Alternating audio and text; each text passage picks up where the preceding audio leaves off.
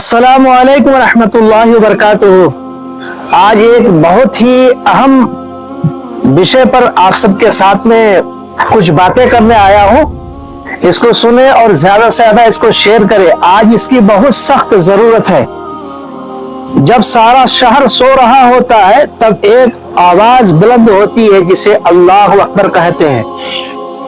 ये वो इमाम है जो हमें नमाज सिखाता है, हमारे बच्चों को कुरान पढ़ाता है, हमारे गम में हमेशा शामिल होता है, हमारे गम और खुशी के साथ हमेशा खड़ा होता है।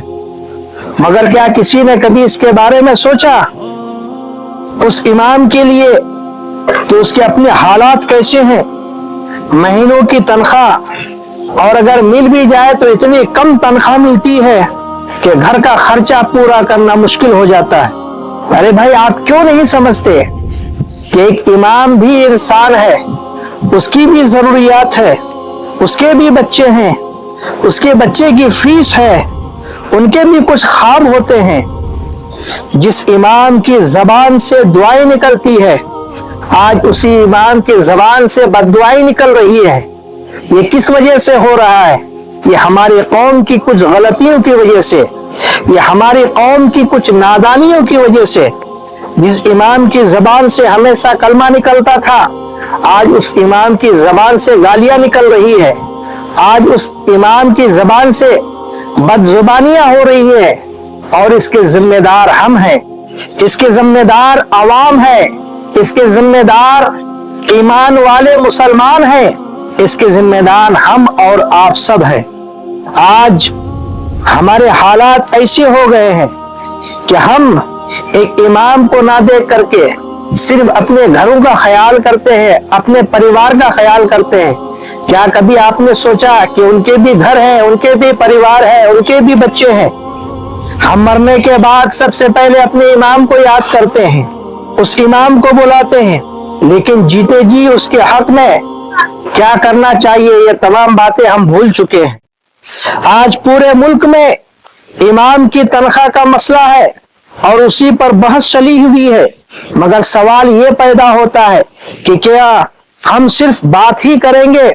क्या हम सिर्फ इस पर चर्चा ही करेंगे? बड़े बड़े उलमाए किराम का हाल तो ठीक है, लेकिन जो गांव देहात में रहते हैं, जो इमाम को कोई पूछने वाला नहीं है, आजान भी वही दे, नमाज भी वही पढ़ाए, हर काम मसाजिद का वही संभाले, लेकिन जब बात आती है तनख्वाह की, जब बात आती है पैसों की, तो हर कोई पीछे हट जाता है। अब सवाल पैदा ये होता है कि इस पर सिर्फ बात चलेगी कि इमामों के साथ इंसाफ होगा। ये अगर मस्जिद आबाद है, आज अगर ये मदारिस आबाद है, तो ये उलमाए किराम की वजह से आबाद है। अगर मसाजिद को आबाद रखना है तो अपने इमामों को बढ़ाओ, अपने इमामों को खुशहाल करो। जिस कौम में रहनुमा अगर कमजोर हो जाएंगे तो उस कौम की रहबरी फिर कौन करेगा? उस कौम के रहनुमा अगर कमजोर हो जाएंगे तो ये बात आप इतिहास में याद कर लो, और पिछला इतिहास को भी आप देख लो, पढ़ लो कि जिस कौम का रहबर कमजोर होता गया उस कौम की हालत हमेशा बिगड़ती गई। अगर हमारी इस बात से आप सहमत हैं तो इस वीडियो को ज्यादा से ज्यादा शेयर करें, और ये बात पूरे हिंदुस्तान के एक एक इंसान के मोबाइल तक ये बात को पहुंचाना ये आपकी जिम्मेदारी है। अगर मैंने कहीं पे गलत किया है, अगर गलत बोला है, तो कमेंट करके हमको बताइए, हम उसको सुधारेंगे। लेकिन आप भी सुधारिए, अपने इमामों को मजबूत कीजिए।